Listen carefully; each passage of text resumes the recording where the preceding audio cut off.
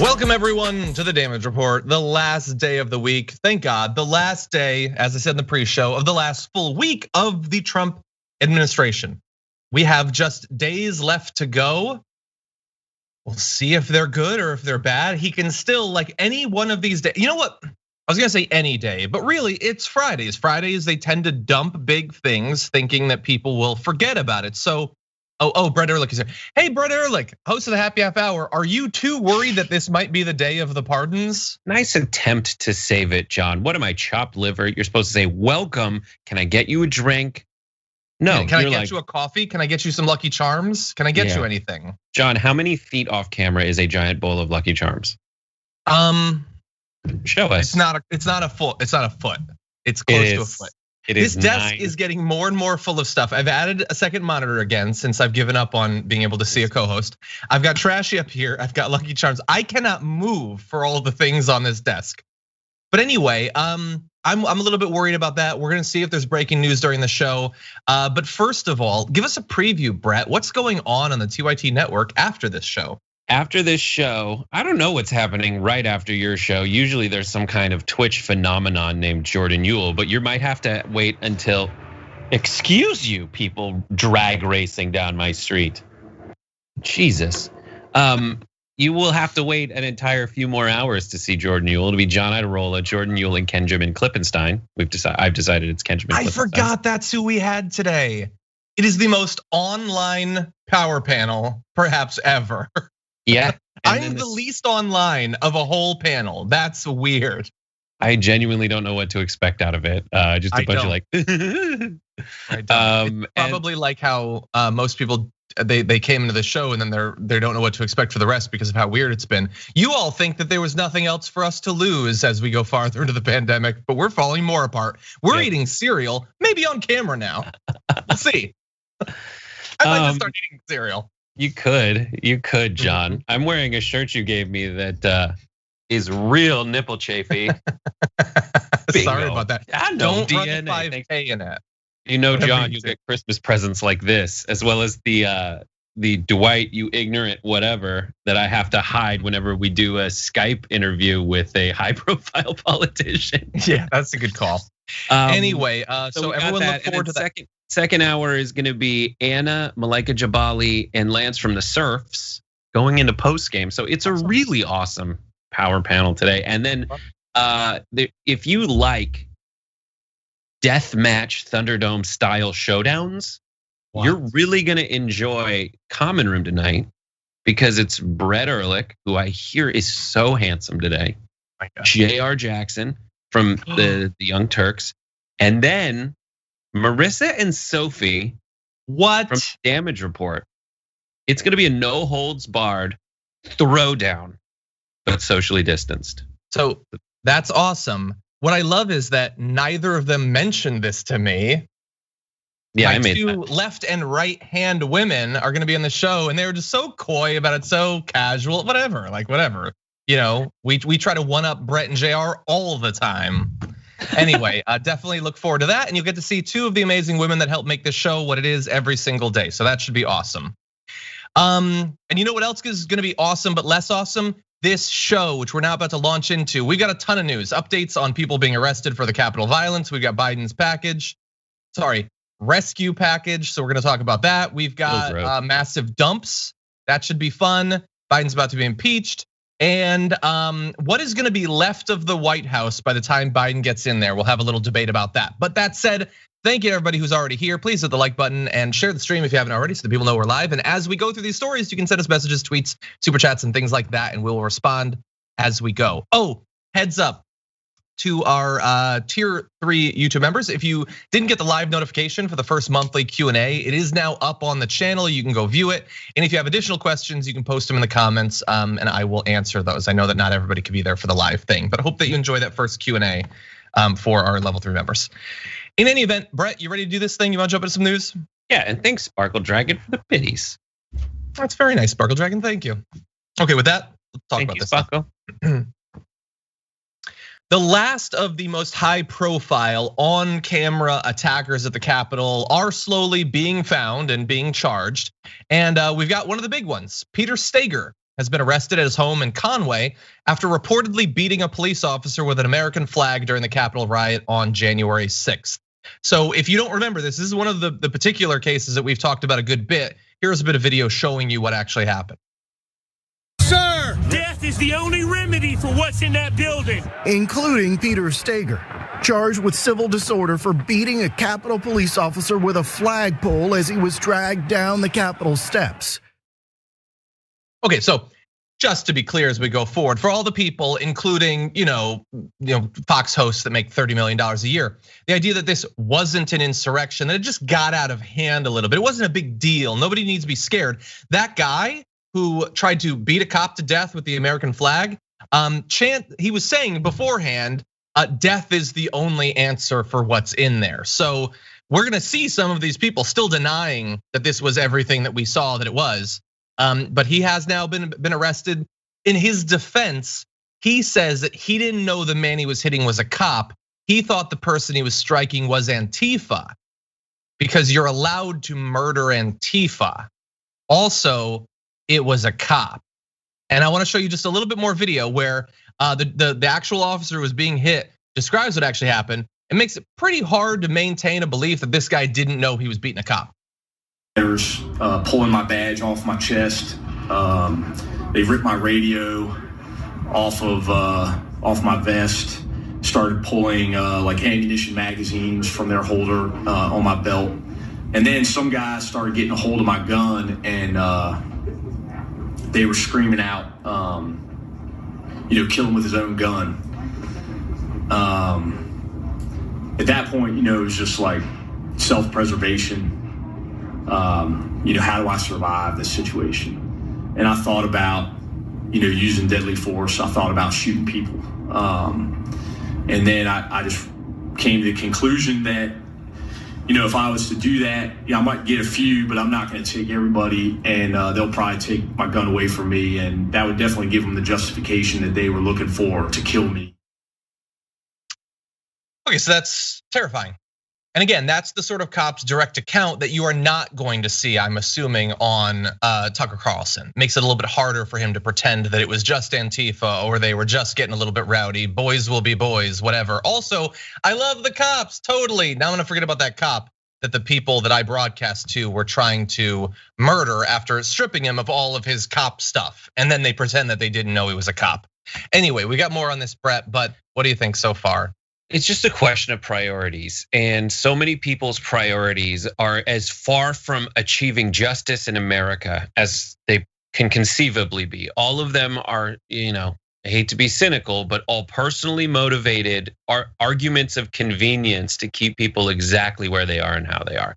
So as you said, Tucker Carlson and people on anyone but that Fox interview really, and even or that CNN interview, are essentially just maintaining this fantasy that everyone on the right is good and everyone on the left is bad, rather than going through the arguments of the people protesting. Like at a very fundamental level, everyone out there outside the Capitol building is absolutely bonkers and detached from reality. They are all pretending that they won an election that they lost by 7 million.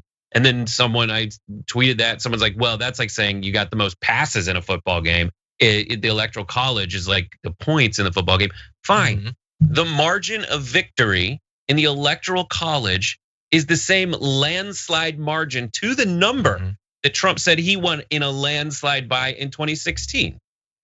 Yep. Everyone out there is crazy. Now, if you look at Black Lives Matter protesters, and the reason I say this is because Fox News is always like, obviously there's a lot of tape of Fox News saying that all these Black Lives Matter protesters are godless communist murderers. At least the heart, even if I also agree that violence is bad in any protest, right? But at the heart of their argument is something that's provably true, that police kill black people in higher numbers, that and we have video of that. And we have no video, we have no evidence. And in a court of law, there's no evidence. In the venue where they're supposed to present the evidence, they still haven't for the steal of the election. So all of their fantasies are just that, fantasies.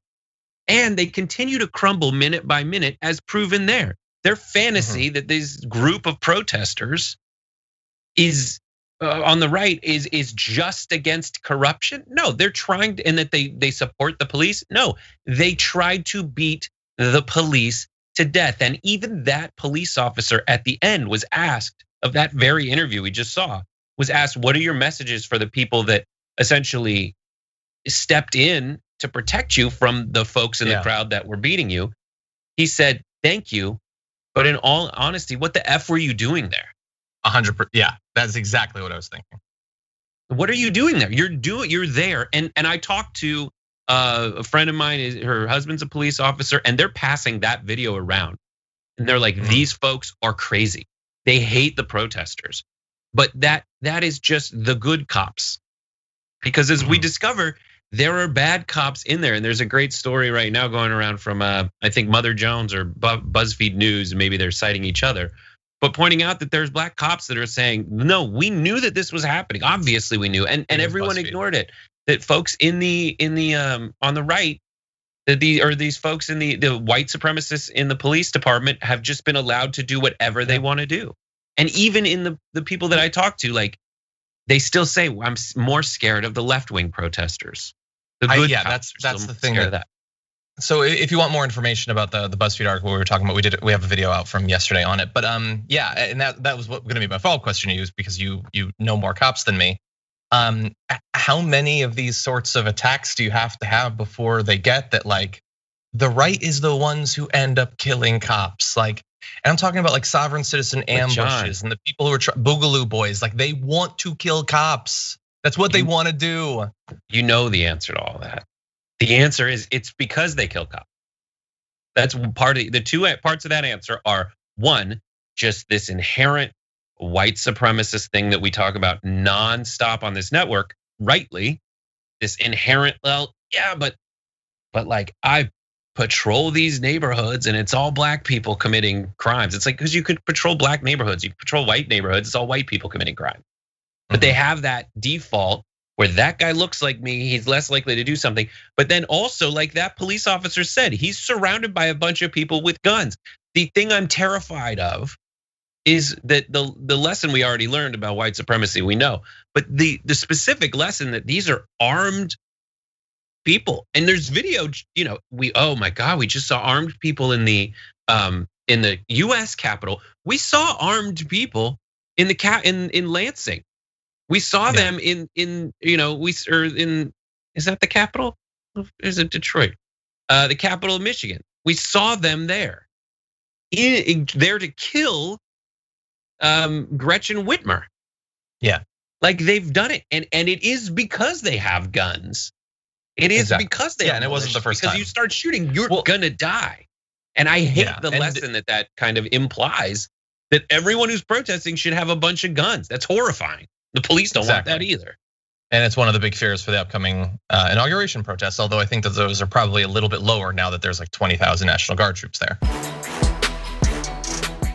We had talked in the past about one of the men who were photographed on the House floor, actually, a retired Air Force officer who was part of the mob that stormed the US Capitol. You could be seen carrying zip ties. This isn't the person jumping over the barrier with the zip ties. This is a different guy with zip ties. He apparently wanted to take hostages. That's what a prosecutor said in court in Texas on Thursday. As Assistant US Attorney Jay Weimer said of retired Lieutenant Colonel Larry Rendell Brock Jr., Lieutenant Colonel that was there. He means to take hostages. He means to kidnap, restrain, perhaps execute members of the US government. And as part of the evidence provided by that prosecutor there, he read in court social media posts from Brock, including one posted on the day of the riots saying, quote, "Patriots on the Capitol, patriots storming, men with guns need to shoot their way in." And this is, like, there are many varieties, many flavors of crazy that were there. This isn't just the, like, former military flavor. This is former lieutenant colonel flavor, who wanted to overthrow the US government and went there to do that. He is, I believe, the one who was turned in by his ex-wife who saw him on TV, which is hilarious. I'd love to see that. But again, in his defense, he says he just found the zip ties on the floor and he picked them up to give them to a police officer. Quote, "I wish I had not picked those up." Well, I'm sure that part is true. He wishes that he hadn't been pictured with them at the very least. Men with guns need to shoot their way in so that I can get in and pick up litter and give it to the cops I see. I'm assuming that was the part of the quote that we didn't see, Brett. And there's this. There's but so it much really, here. really fast. Again, what we're seeing here is part one, you storm the Capitol. That's step one, F around. Step two is, I wish I hadn't picked up those zip ties. That's the find out part. And they all of a sudden, they're far less watering the tree of liberty-ish once they're, facing charges. But he was ready. If that guy had Mike Pence, what would have happened to Mike Pence that day if this individual had him? Well, yeah, he wants you to believe nothing. Right, but if I'm gonna believe what I heard, hundreds of people chanting, they wanted to kill him. They wanted to hang him in the gallows they had absolutely erected outside the Capitol building. But what the thing I was speechless over is just the extent of the self-delusion and lack of self-awareness. Guys, when they get caught, they didn't think they were doing anything wrong. They don't think they're the terrorists. And that implies two things. One, how far detached from reality they are. How much of a social media or straight up militia / gang bubble that they've put themselves in where they think they're righteous. And then two, the utter lack of empathy for other people who advocate for changes in the government. As I already pointed out, those are based in reality. You guys are more crazier than you think the other side is, because you are functioning absolutely in an illusion. So far from what's real, but the strangeness, how fast they must go from, I was just at summer camp, where this fun exercise of overthrowing the US government is righteous, to, oh my God, I was just there. There's a video someone uploaded of his wife, and in the video, the wife takes her mask off. She has a bandana, and he's like, put that back up, or they'll see you. And the reason I was able, and she puts it back up, he's like, I want to protect you. The reason that I saw that is because even still, he uploaded that video. Yeah. Exposing this is, and just like the utter security they feel in what is actually an illusion that this is their country. And it's everything they believe, it's just for them and it's for no one else. That is what, when I think about the very moment that they may or may not realize that they have totally lost it. That is the realest thing I can imagine. Yeah, and my final point, then we got to move on because we got a million things. But I just want, in terms of your point, that the detachment from reality, which is something that we've been talking about for a very long time, and how everything gets to be whatever you want it to be to make you feel good. You have part of the right who doesn't want to engage with what actually happened. They say it was Antifa that did this. The people who did it are saying, I shouldn't face any consequences because I wasn't trying to kill a cop. I was trying to kill Antifa. So Antifa is simultaneously the solution to all of their problems, facing in all different random directions. Everything was Antifa. All that riot was Antifa fighting Antifa. The cops were Antifa, the media covering it's Antifa, it's all Antifa. No, it's a detached group of people, and they have a media infrastructure that constantly reinforces them that this is the appropriate way to think about the world and to engage with the world. Yeah, and when people on the right, even the toadiest of toadies in Trump's, cabal, when they say, no, it was MAGA that did this, I was there. The state parties, the local governments, everyone that's trying to get those jobs is absolutely backing Trump and throwing all these people who had the gall to accept reality under the bus. Yeah. Under the magic tool bus. I like that. We need to talk about a relatively new show called the Republic, or UNFTR. As a Young Turks fan, you already know that the government, the media, and corporations are constantly peddling lies that serve the interests of the rich and powerful. But now there's a podcast dedicated to unraveling those lies, debunking the conventional wisdom. In each episode of On the Republic, or UNFTR, the host delves into a different historical episode or topic that's generally misunderstood or purposely obfuscated by the so-called powers that be, featuring in-depth research, razor-sharp commentary, and just the right amount of vulgarity. The UNFTR podcast takes a sledgehammer to what you thought you knew about some of the nation's most sacred historical cows. But don't just take my word for it. The New York Times described UNFTR as consistently compelling and educational, aiming to challenge conventional wisdom and upend the historical narratives that were taught in school. For as the great philosopher Yoda once put it, "You must unlearn what you have learned." And that's true whether you're in Jedi training or you're uprooting and exposing all the propaganda and disinformation you've been fed over the course of your lifetime. So search for UNFTR in your podcast app today and get ready to get informed, angered, and entertained all at the same time.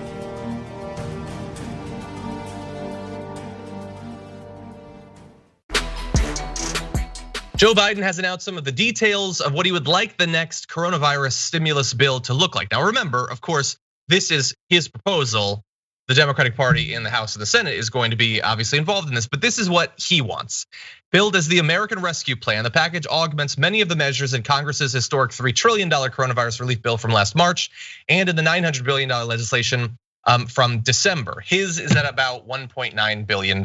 And there is a lot to it. We're gonna buzz through some of the details before we discuss. Let's jump straight to beefed up stimulus payments. The plan calls for sending another $1,400 per person to eligible recipients. This money would be in addition to the $600 payments that have already been sent out. We are going to return to that point a little bit later. Let's stick a pin in that and we'll focus on other elements of this plan. Enhanced unemployment aid, boosted to $400 a week.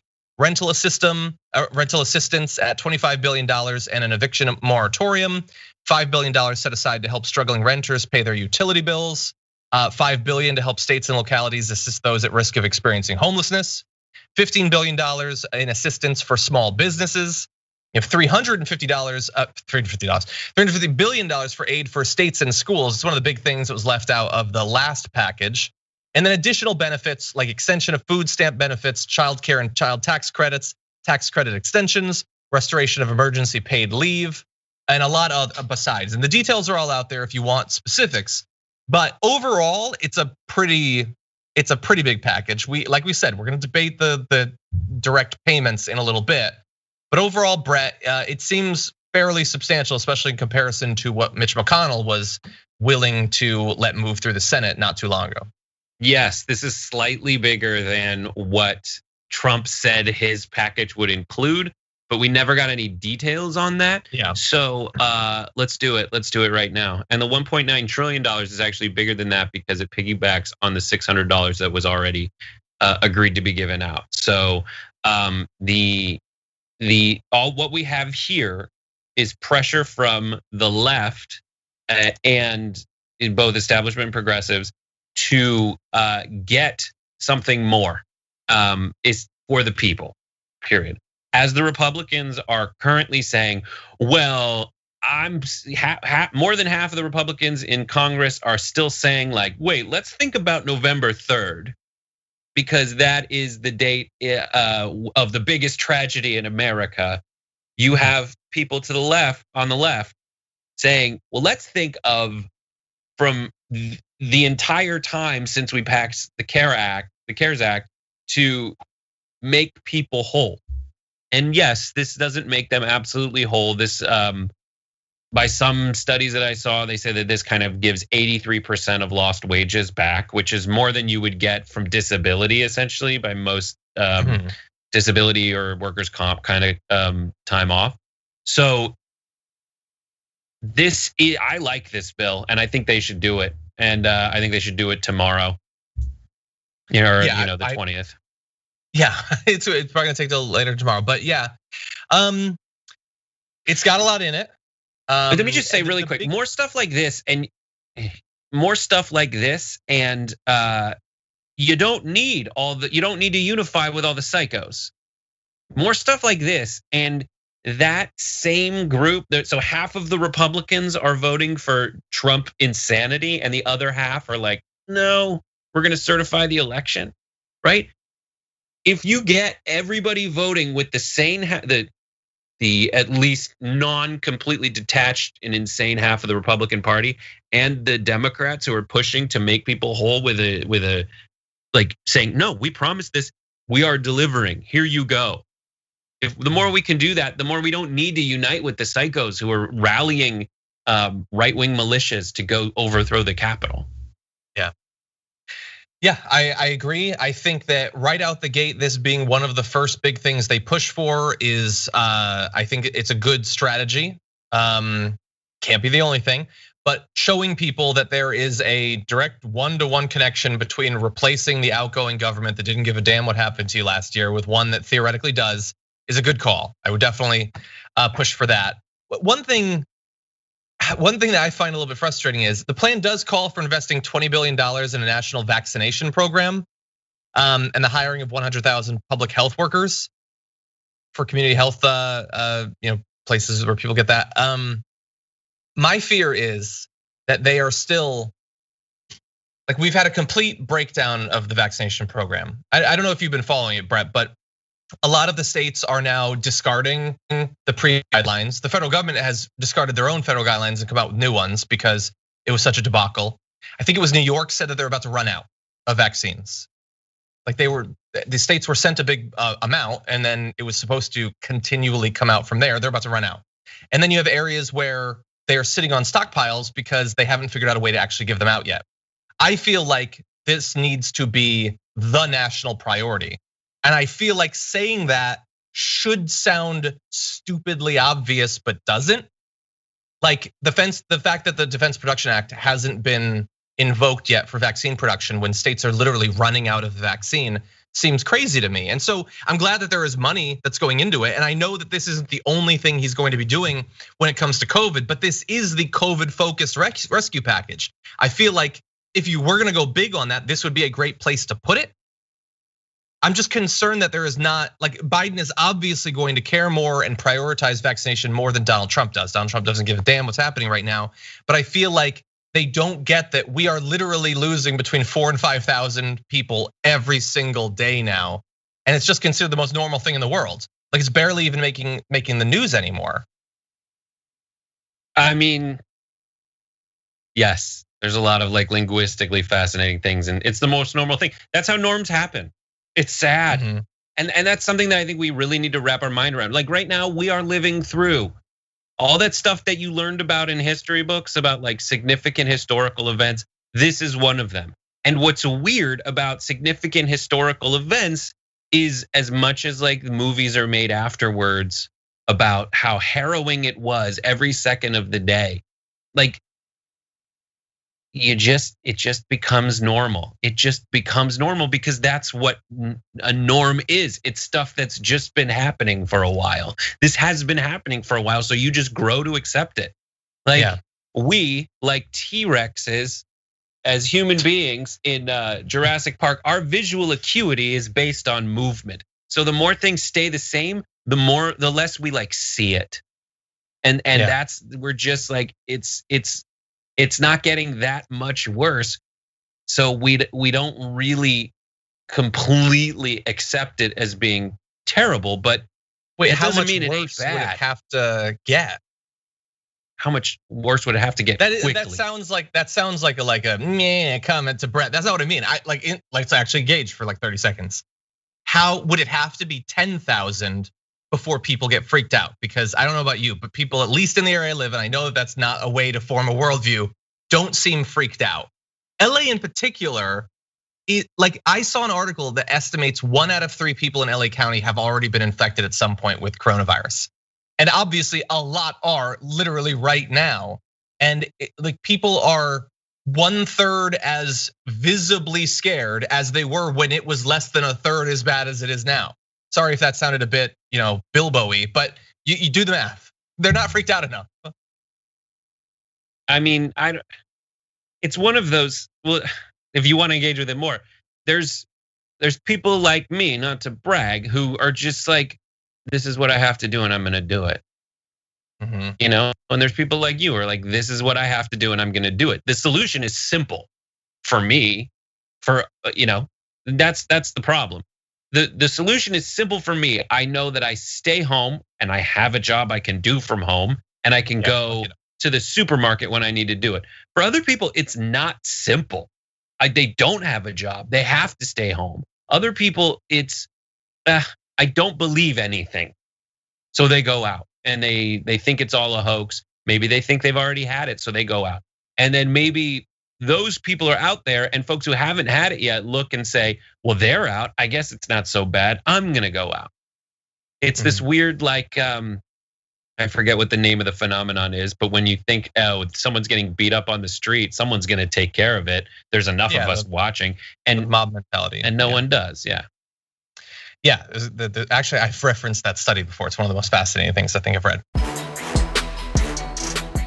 Biden is now pushing for $2,000 in direct relief. Sorry, a total of $2,000 in direct relief. We got the 600 in theory, and now 1,400 makes 2,000. And I need to talk about that because, as Cori Bush has pointed out, $1,400 is in some significant ways not $2,000. It's different. And AOC had said Dem should pass $2,000 on top of the 600 from December rather than adding 1,400. 2,000 means 2,000. 2,000 does not mean 1,400. And that created, if you were on social media last night, a massive back and forth. I briefly got into a tiny little back and forth with Bernard from Westworld about it. And Brett, I bring this up because this feels to me like one of the things where maybe we will really disagree. I feel like a reasonable person in the last 4 weeks, or however long it is since the last debate, believed that Biden and Warnock and Ossoff getting elected means new $2,000 checks. Am I in a bubble? Am I crazy? Am I being unfair? Am I being a D? What's going on? It doesn't look like anything to me. That's just a reference to Jeffrey Wright. I should have responded that, but anyway. So that's funny. He was nice. He didn't like, because he can go off on people. He didn't go off on me or whatever. Yeah, because I like him too much in the Bond movies to really engage with it. I just pointed out because he was attacking AOC over her comment that I just read. So anyway, but what do you think? This argument that they always meant 2,000 total. I just don't buy that. I don't think people thought that it was. I think people. Okay, so my full take is it is $2,000, right? This is, 600 plus 1,400 is $2,000. That math checks out, and that's what I thought would happen as a result of this. The Democrats are like, by the end of this, you will have a $2,000 check in your pocket, right?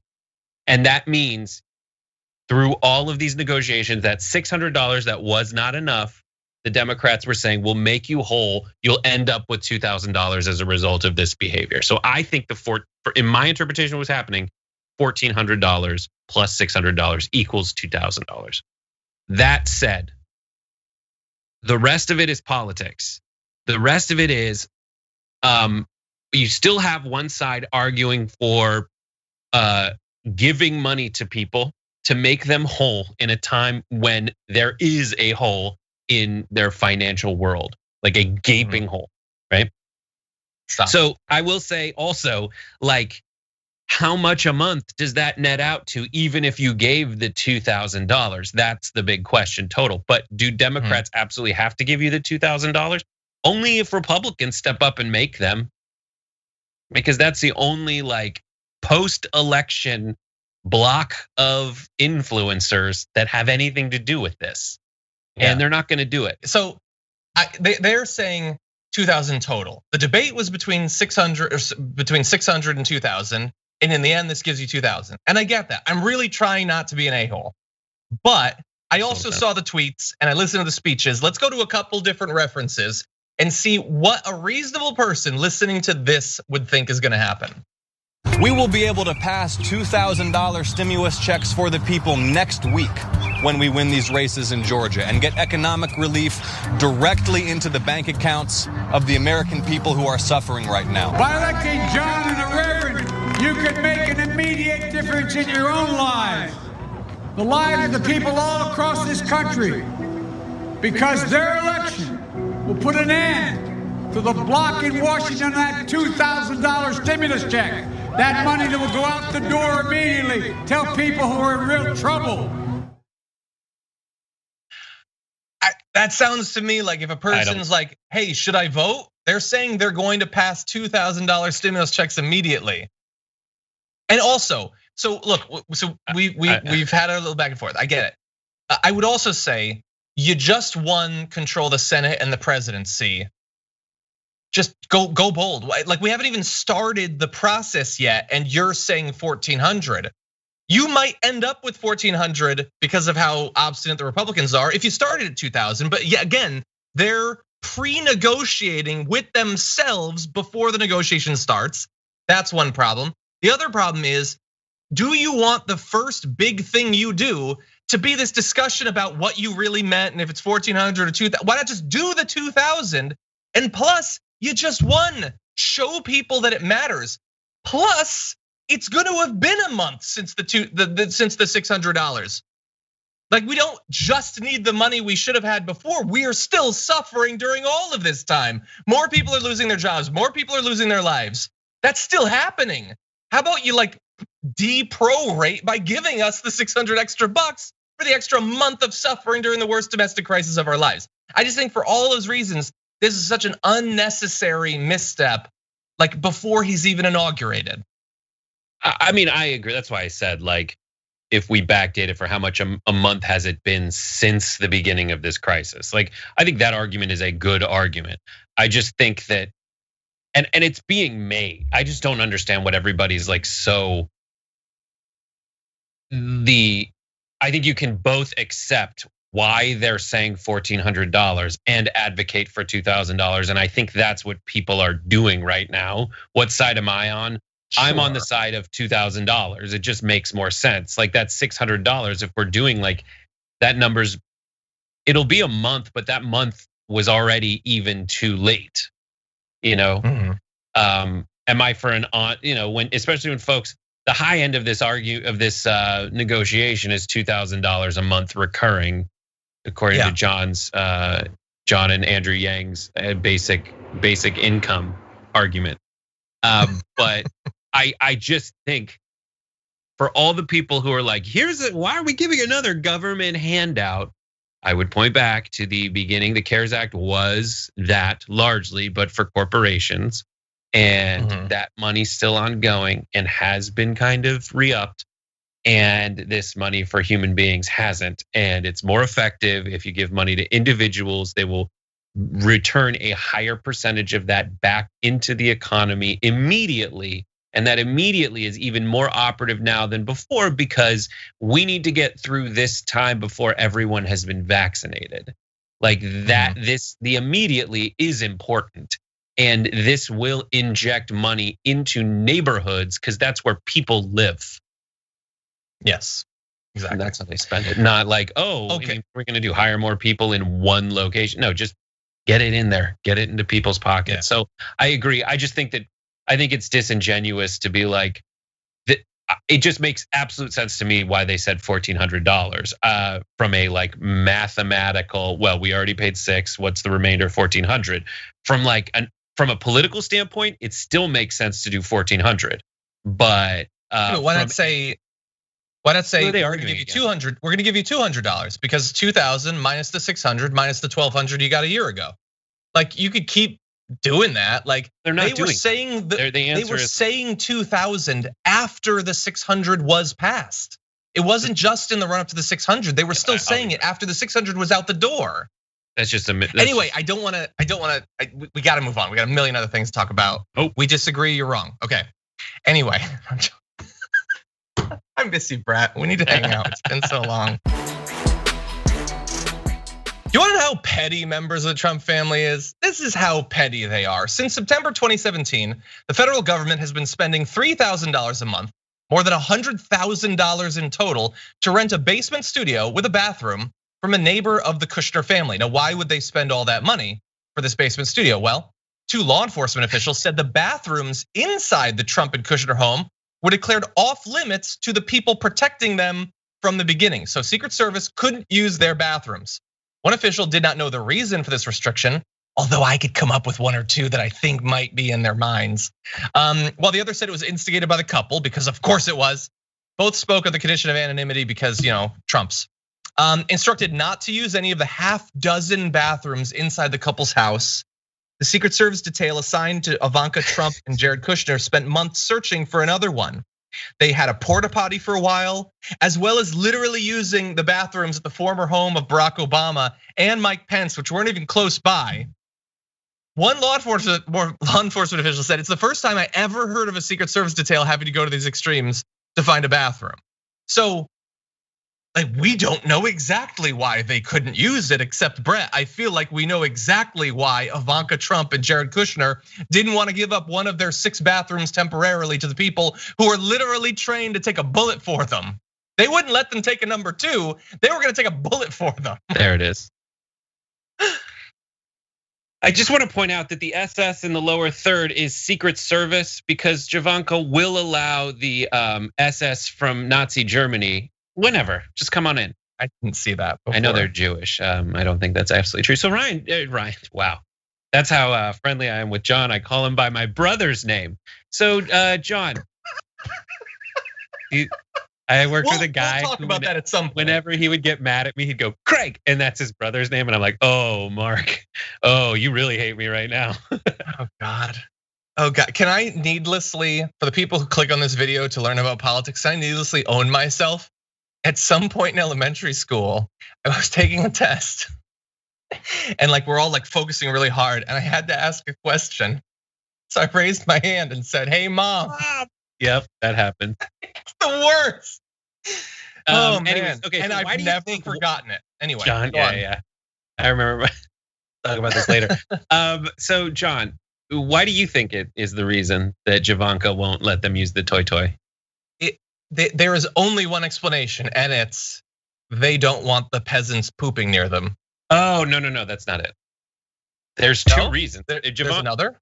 Ivanka and Jared each have a very real reason that I don't think enough people are acknowledging.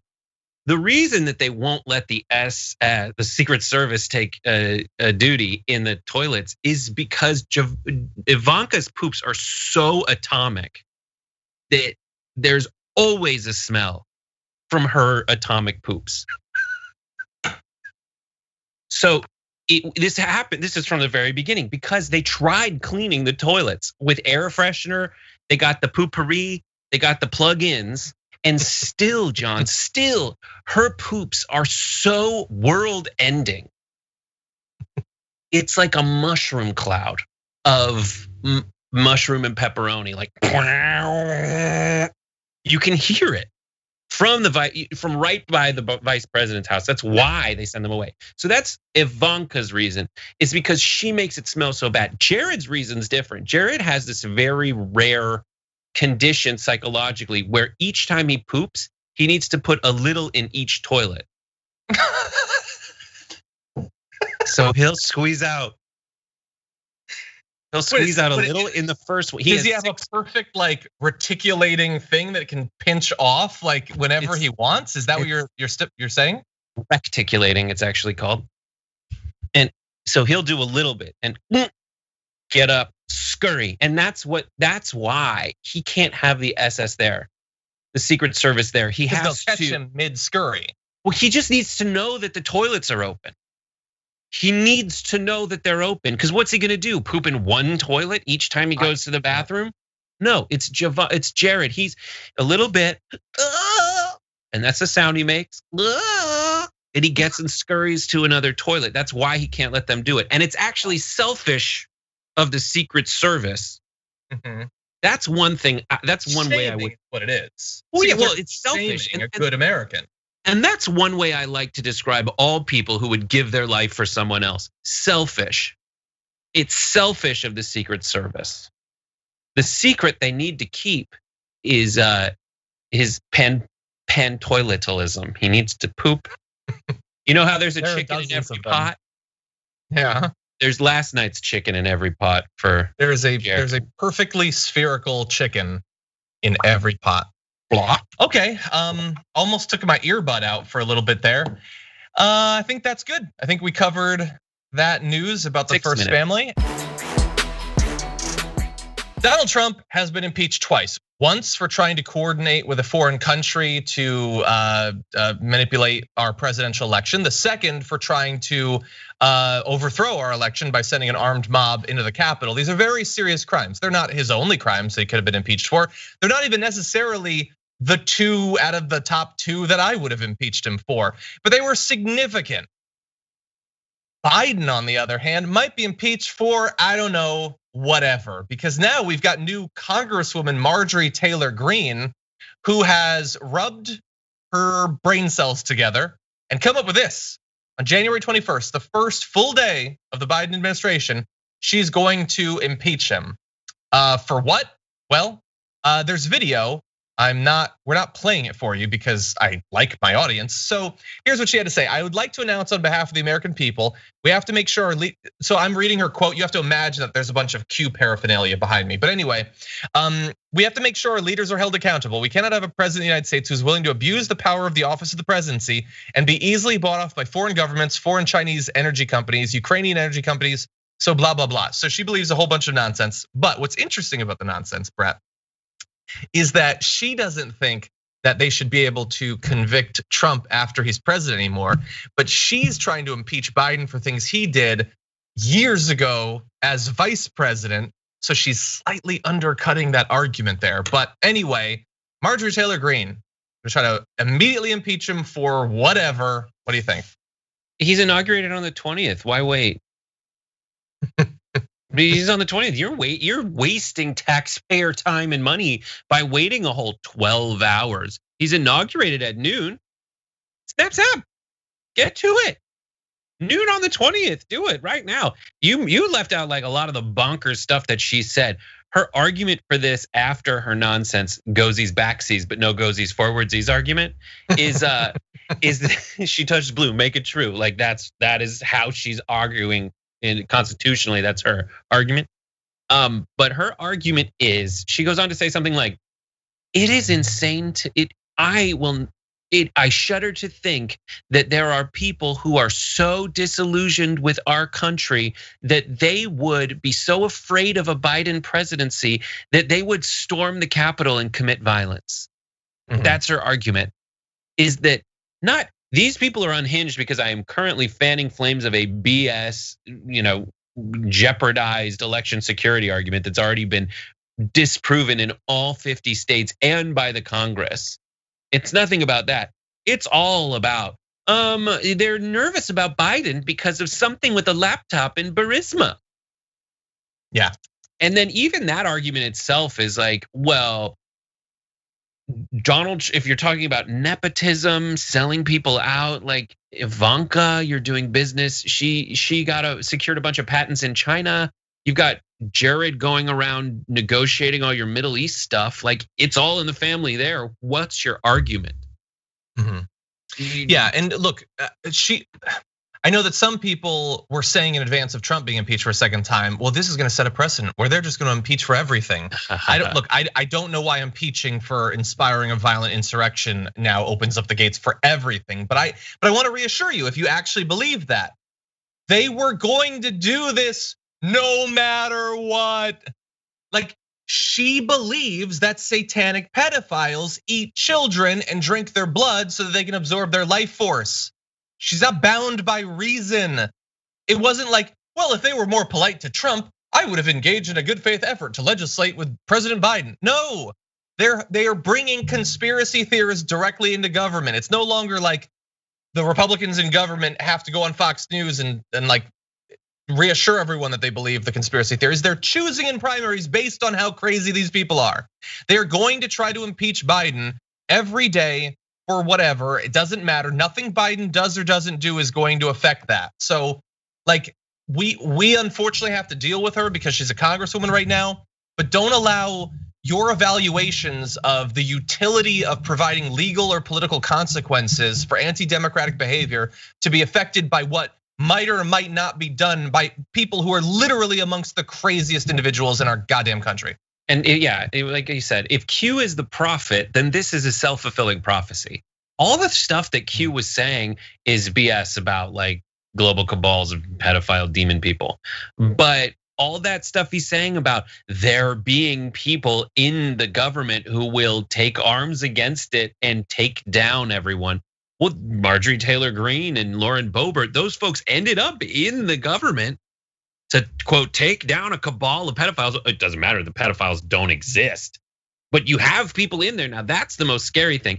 And for their BS arguments, Andy Biggs, who's the head of the whatever caucus, he said this rhetoric, he talked about Don Lemon saying that Trump voters are on the side of the Klansmen. He's tweeting, this rhetoric will not bring more unity and healing to the nation, only division and discord. Dude, you planned the riot.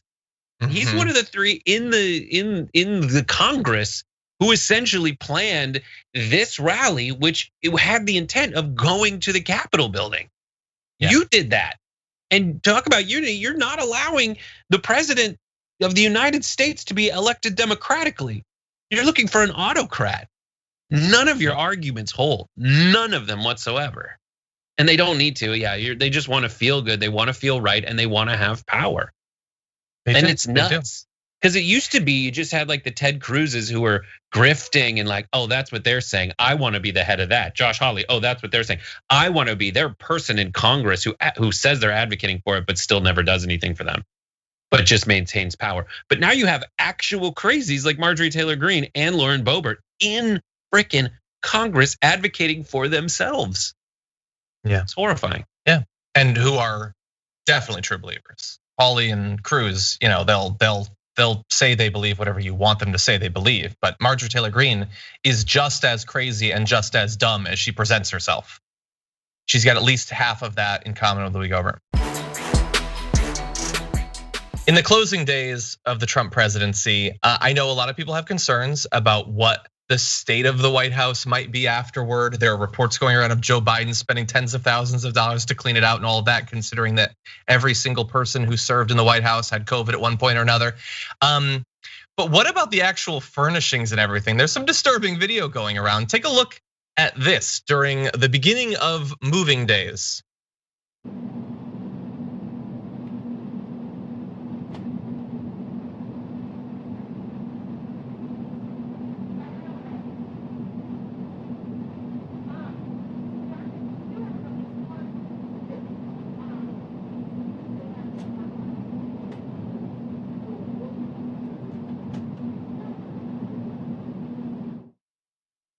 So two things. One, I guess there's literally just a camera that's permanently streaming on the front door. But anyway, that was a bust of Abraham Lincoln that's like more than 100 years old and that is not owned by Donald Trump.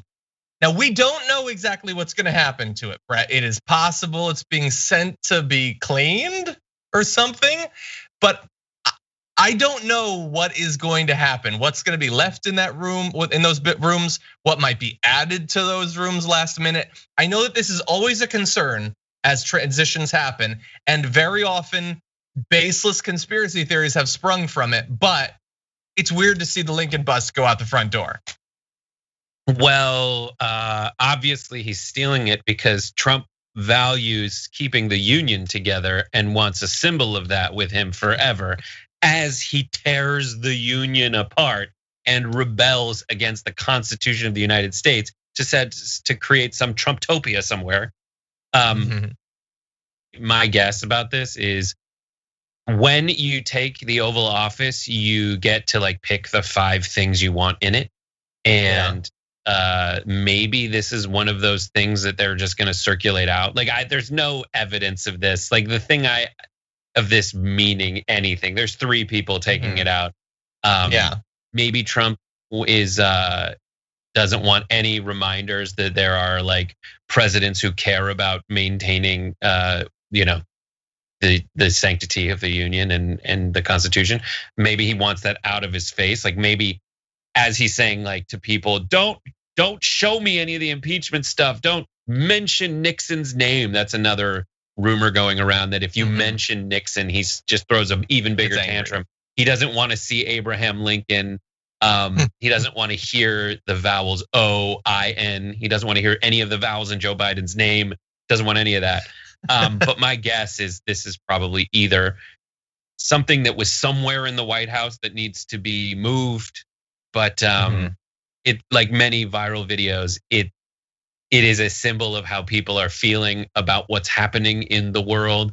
And this is something that reminds us that Trump is so crazy and unhinged that we don't know what he's going to do. Is he going to burn down the White House on his way out? Is he going to try and steal like memorabilia and hang it in a Trump golf course somewhere until he loses the lease? Who knows? Yeah. We put onto it whatever we take into it. We don't know if in the end they stole the bust. We'll find out about it. But you do have to pump the brakes because what did they lie about? Was it about Clinton or Obama that they stole one of the letters off all the keyboards or something? There are crazy things that are always said. That said, this isn't exactly the same on a personal petty level as the transition from Clinton to Bush or Bush to Obama or Obama to Trump. Trump is, in all of those interpersonal ways, all those personality characteristic ways, he is worse than anybody. So something's gonna happen. That's all I'm saying. I'm saying don't trust everything that you read, and that video doesn't necessarily show what it seemed to be showing. Something's gonna happen. Here's the most John explanation I could come up with. This kind of I hope you would like. It's not something you'd come up with, but here's what I think is happening. On the flip side of the Constitution, if you hold up a backlight, it has an incantation, or the Gettysburg Address, it has an incantation that you can chant that brings Abraham Lincoln back to life with superpowers. But up until now, they hadn't like every bust, everyone knows this, every bust sculpture has somewhere else a body sculpture that if you reattach it and do the incantation, it comes to life. They, in preparation for the violence from neo-Nazis and more specifically, Confederate revivalists, they are taking every precaution. And yes, maybe it's because I just watched every Marvel movie, but they are going to bring back a superhero version of Abraham Lincoln that's 6 meters tall to protect the Constitution and Joe Biden against the insurrectionists. That's beautiful. That's beautiful. I would pay extra to stream that early. It is the end of the week, and so it's time to take out the trash.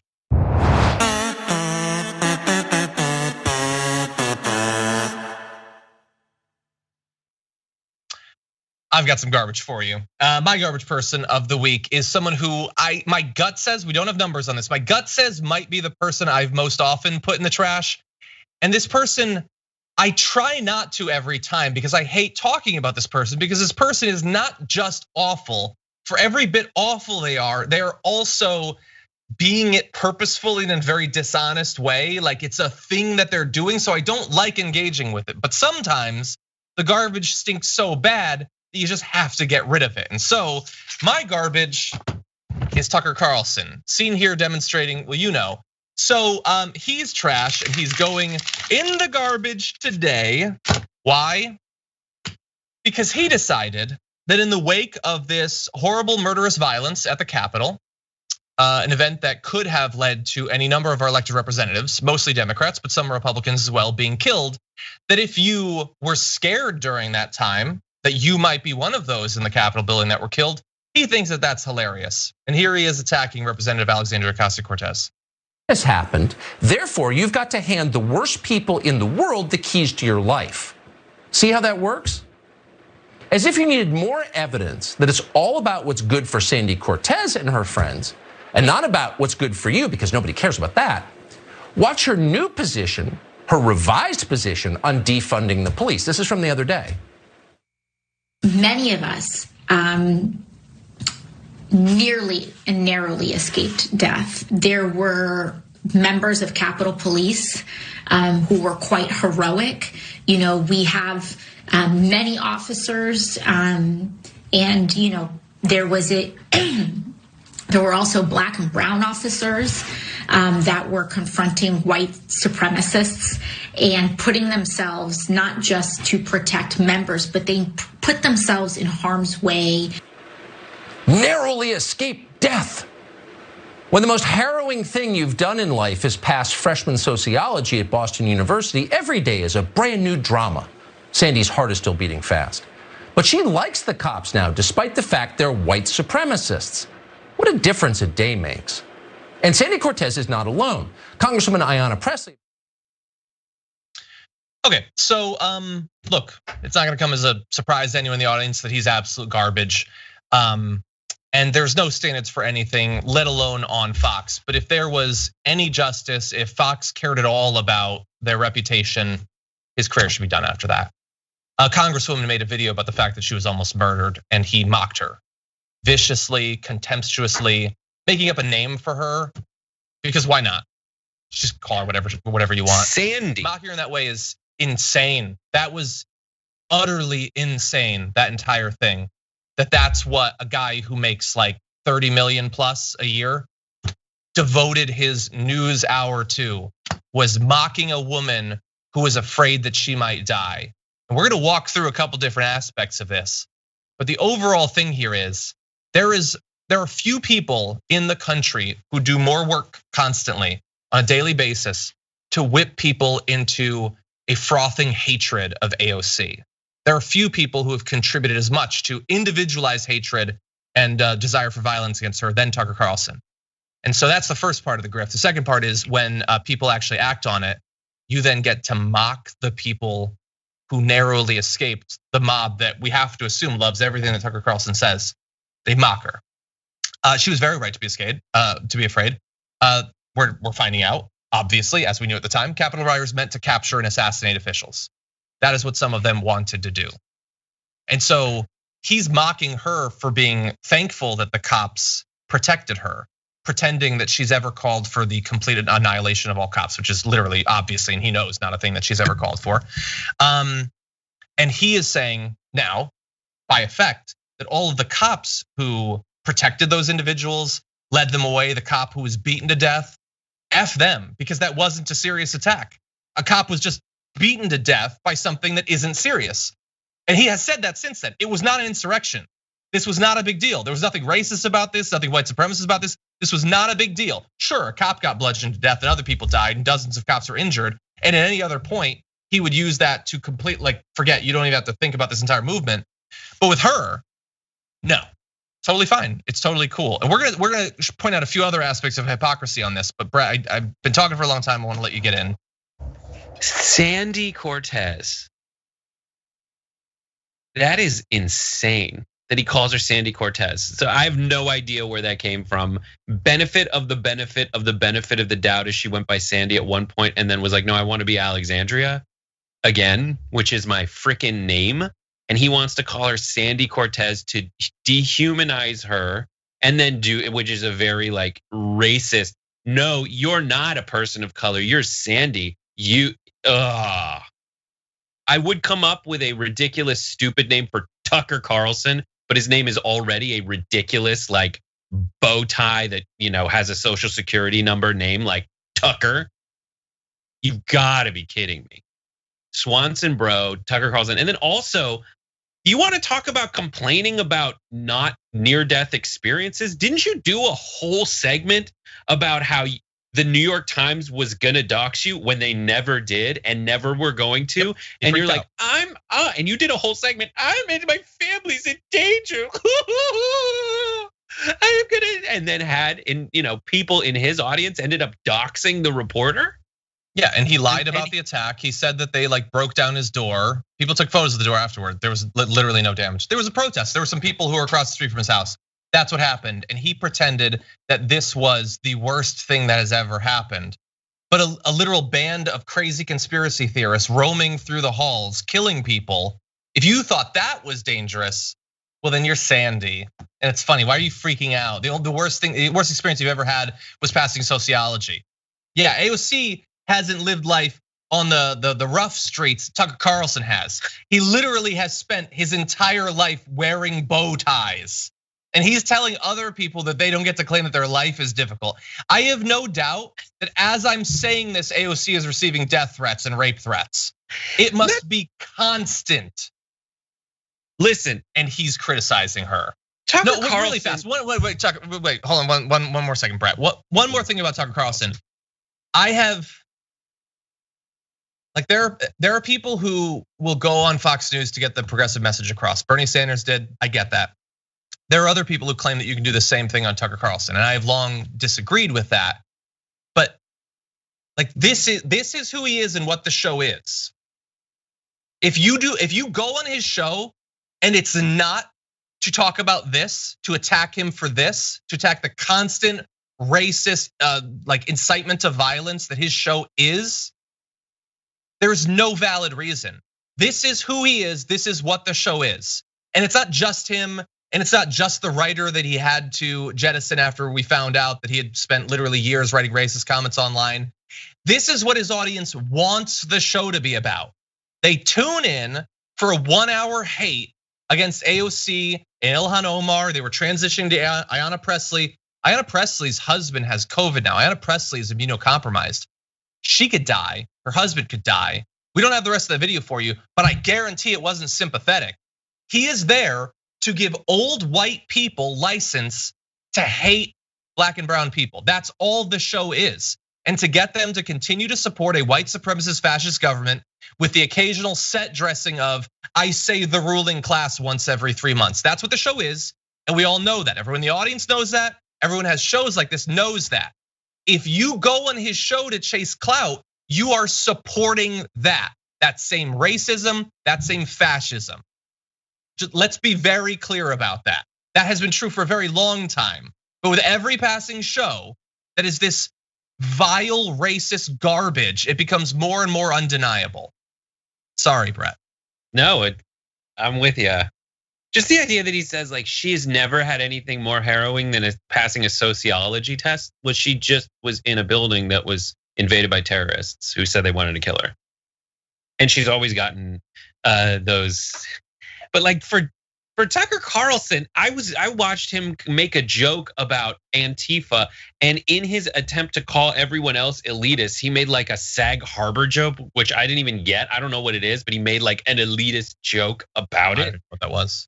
He's talking about like, he's also, it's just so frustrating because even before she was in Congress, he's made fun of her for being a bartender, for having like a blue collar job. He's so against blue collars that there was like an entire situation in the 90s where he wore those like blue shirts with the white collar in it.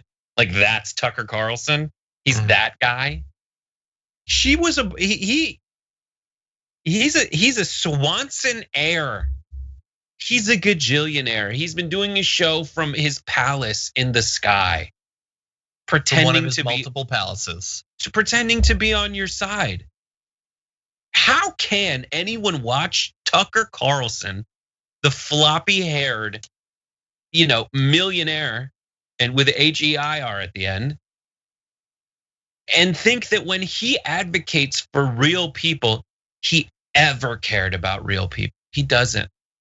He never can. He can't. He never will. That is pathetic and disgusting. Calling her Sandy. Ugh. Are we past? When can I stop saying? If she, really fast, if she had died, he would have done some other mocking thing. Like, oh, you're freaking out because one person died. Yeah, well, other people died some other time. I know that even some people probably agree with me generally, probably think that I'm going too far. There is no line, there's literal no line. If members of Congress had been killed there, they would have run defense for the terrorists that night. They did it anyway with the cop that was killed. Like literally, he doesn't care that a cop was beaten to death. You think he'd care more if a Democrat was? Anyway, we're done. We're not talking about Tucker Carlson anymore.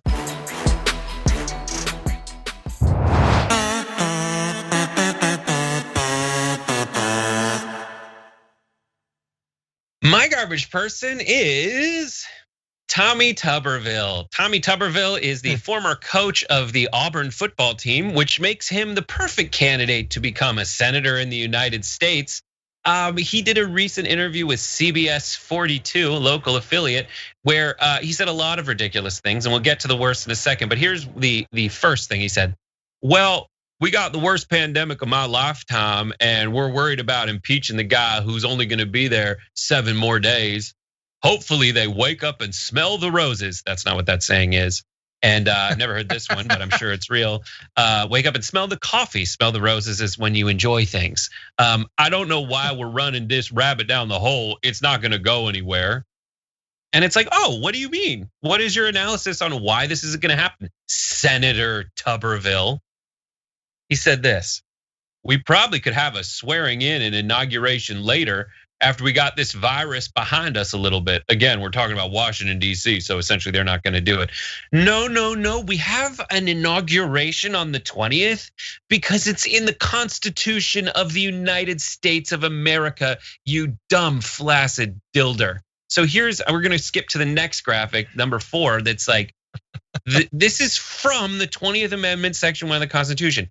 The terms of the president and vice president shall end at noon on the 20th day of January, and the terms of their successors shall begin. That's in the Constitution. Super clear. Couldn't be more clear. That's one of the many things in the US Constitution that he doesn't know and doesn't care about. And this is someone who is like, I'm gonna object to the process of approving these vote counts. He was one of the first ones to step up and say, I'll challenge it, I don't care. I'm gonna go for it on 4th down. Hell yeah, run the rabbit down the hole. That's not the only thing. Yeah, go ahead. Do you remember when Michael tried to appeal to Joe by saying folksy things like she was and he couldn't get it right?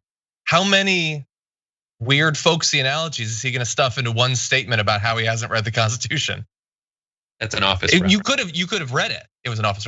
You could have read it in that time rather than saying all of that stuff. But this he's guy never is going to be. It's going to be a time with this guy and the things he's going to say because he ain't going to learn. Nobody ain't learning at this point. There are so many people in these positions of power. Like we've all worked those jobs where you look around and you're like, how are you in charge of anything? You don't know how this job works. You don't know what the functions of it are. I've had to, in previous jobs, had to run things by people who have no clue, no frame of reference, and no interest in doing it. They just want the credit for it going well and for people to like them and keep them in that job. That's Tommy Tuberville. Here's the last thing that I want to add that drives home in the same interview. He says, our government wasn't set up for one group to have all 3 branches of government. Wasn't set up that way. You know, the House, the Senate, the executive, those are not the 3 branches of government. It's also philosophically not even remotely true.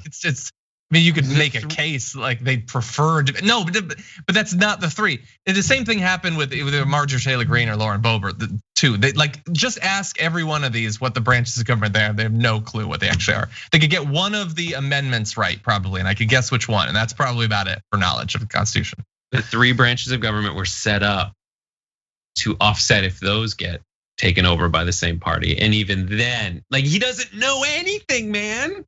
What if your linebacker showed up on game day and had no idea what a defense was?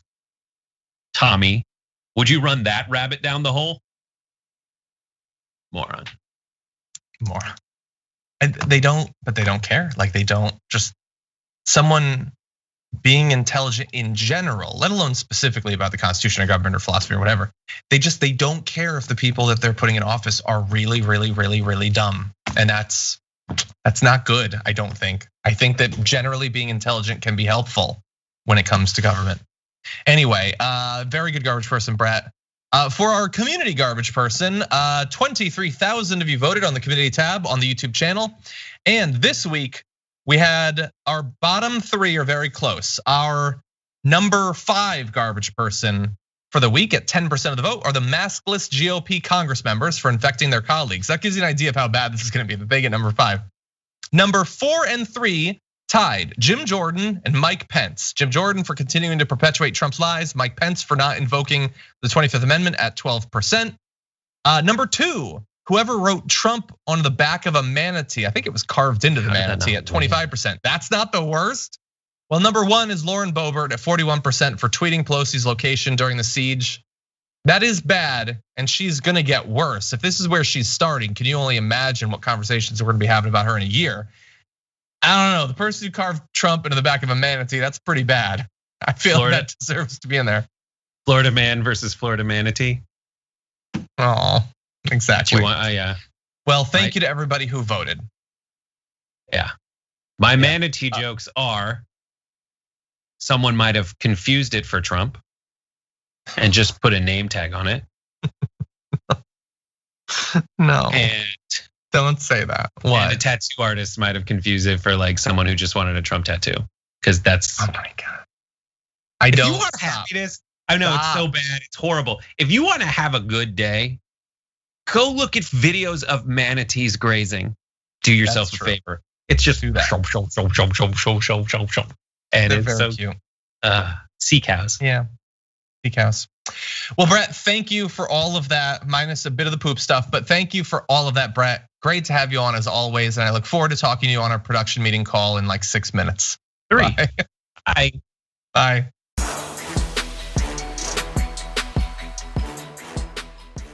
Thanks for listening to the full episode of The Damage Report. Support our work, listen ad-free, access members-only bonus content, and more by subscribing to Apple Podcasts at apple.co/TYT. I'm your host, John Adarola. I'll see you soon.